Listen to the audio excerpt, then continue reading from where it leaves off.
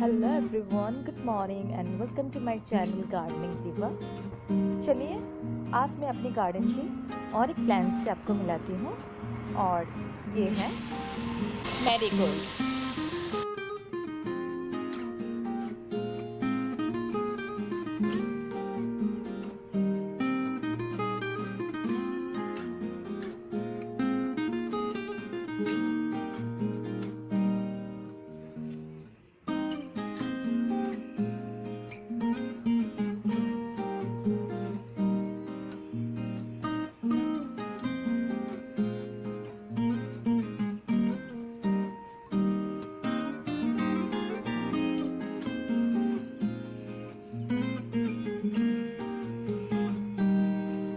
Trust me, अभी तक मैं इसी प्लांट में बिल्कुल कोई भी फर्टिलाइजर नहीं डाली हूँ। नॉर्मली जैसे मैं अपनी गार्डन में वाटरिंग करती हूँ वही वाटरिंग यहाँ पे भी होता है, and that too alternate day पे मैं वाटरिंग करती हूँ क्योंकि ये विंटर सीजन है। और इसकी फ्लावरिंग देखिए, मार्वलस। ये प्लांट्स को आप सीड से प्रोपेगेट कर सकते हैं और स्टेम से भी प्रोपेगेट कर सकते हैं, एंड इसका प्रोपेगेशन प्रोसेस बहुत ही सिंपल एंड बहुत ही इजी है। जैसे कि आप ये देख पा रहे हैं, ये फ्लावर्स है और इसी फ्लावर्स का ये नीचे वाला एरिया मैं आपको दिखाती हूँ। रुकिए, देखिए ये जो नीचे वाला हिस्सा है, जब ये फ्लावर्स अच्छे से ब्लूम हो जाए, इसका भी कंप्लीट ब्लूमिंग नहीं हुआ है, देखिए ये बीच में जो ये पेटल्स हैं ये अच्छे से खिल जाएंगे। फिर यही फ्लावर्स इसी प्लांट में ड्राई हो जाएगा। जब पूरा सूख जाएगा तो उसी पेटल्स को अलग अलग कर दीजिए।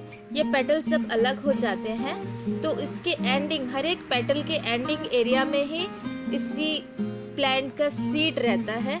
उसी सीड को आप ड्राई थोड़ा धूप में डाल दीजिए और नेक्स्ट ईयर उसे इन द मंथ ऑफ सितंबर अक्टूबर अब उसको सैंडी सॉइल में डालिए।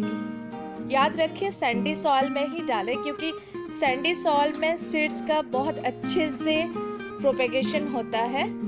तो सैंडी सॉइल में ही डाल दीजिए और थोड़ा सैडी एरिया होना चाहिए क्योंकि सीड्स से जब हम बेबी प्लांट को प्रोपेगेट करते हैं तो उसमें डायरेक्ट धूप जो होता है वो नहीं गिरनी चाहिए, अदरवाइज सीड से प्रोपेगेशन नहीं हो पाता है। और दूसरा है जो प्रोपेगेशन ये स्टेम से, जैसे कि अब देखिए ये वाला मेरा स्टेम प्लांट है और ये जो स्टेम आप देख पा रहे हैं, यहाँ से मैं कटिंग कर दूंगी। कटिंग करके नॉर्मली इसको एक अच्छा पॉटिंग मिक्सचर में, जैसे बोली सैंडी सॉइल में मैं डाल दूंगी। तो विद इन 10 to 15 डेज ये प्लांट और अच्छे से बढ़ जाएंगे, इनका रूट भी निकल जाएगा, एंड इसके लिए कोई रूटिंग हार्मोन की ज़रूरत नहीं है। अगर आप बिगनर हैं, गो फॉर दिस मैरीगोल्ड के बहुत सारे कलर्स आते हैं, थोड़ा थोड़ा डिफर करता है। ये जैसे थोड़ा ऑरेंज लग रहा है, और एक आता है लेमन येलो, और एक डार्क येलो में आता है। और रिसेंटली जो मैं देखी थी, मैं अमेज़न से मंगवाई थी, वो ब्लू कलर का है। हालांकि अभी तक मैं उसका प्रोपेगेशन नहीं की हूँ।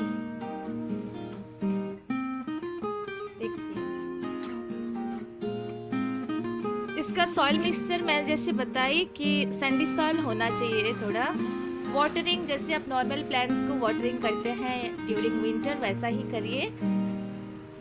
फर्टिलाइज़र अगर आप पूछें तो मैं आपको सजेस्ट करूंगी ओनली काउ डंग। कोई केमिकल की ज़रूरत बिल्कुल भी नहीं है इसमें। अगर आप डालना चाहते हो तो सिर्फ काउ डंग ही डालिए, दूसरा कोई फर्टिलाइज़र की ज़रूरत नहीं है। मैं अपने गार्डन में कोई केमिकल यूज़ नहीं की हूँ अभी तक, इवन मैं काउ डंग भी यूज़ नहीं की हूँ क्योंकि ये फ्लावरिंग सीज़न है ये प्लांट का। तो डेफिनेटली अगर अच्छा पानी मिल रहा है तो प्लांट्स तो डेफिनेटली फ्लावरिंग करेंगे ही। ये फ्लावर्स प्लांट में near about more than 1 month रहते हैं।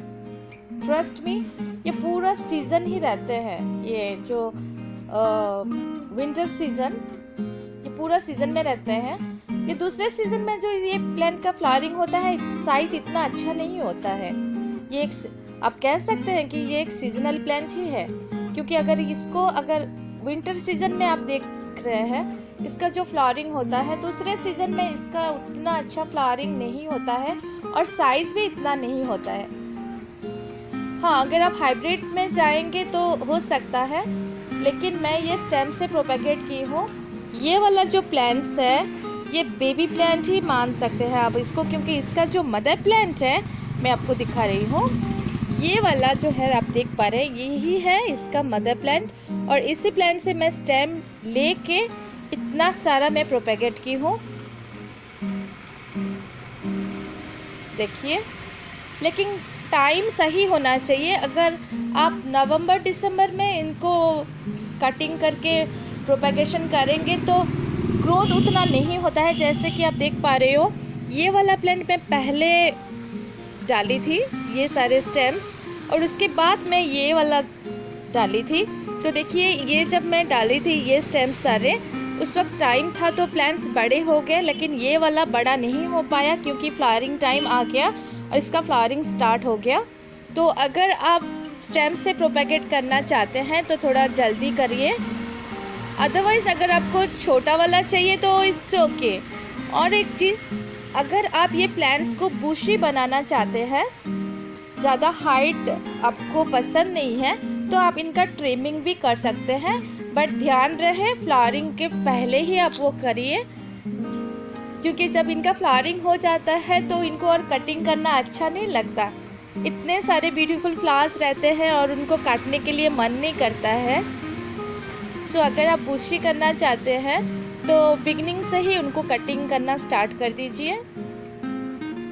जैसे मैं आपको बताई कि ये प्लांट को आप सीड से प्रोपेगेट कर सकते हैं और स्टेम से भी प्रोपेगेशन होता है। मेरे लिए इजी था स्टेम से प्रोपेगेट करना। प्रोपेगेशन के लिए आपको कोई रूटिंग हार्मोन की ज़रूरत नहीं है, सिर्फ ध्यान रहे कि जो सॉइल मिक्सचर होगा वो थोड़ा सैंडी सॉइल होना चाहिए। विंटर सीजन में वैसे भी तो हमारा गार्डन का सॉइल जो होता है वो गीला ही रहता है, तो ज़्यादा वाटरिंग की भी ज़रूरत नहीं है। अल्टरनेट डे पे आप वाटरिंग करिए। मैं तो यहाँ पे अल्टरनेट डे पे ही वाटरिंग करती हूँ।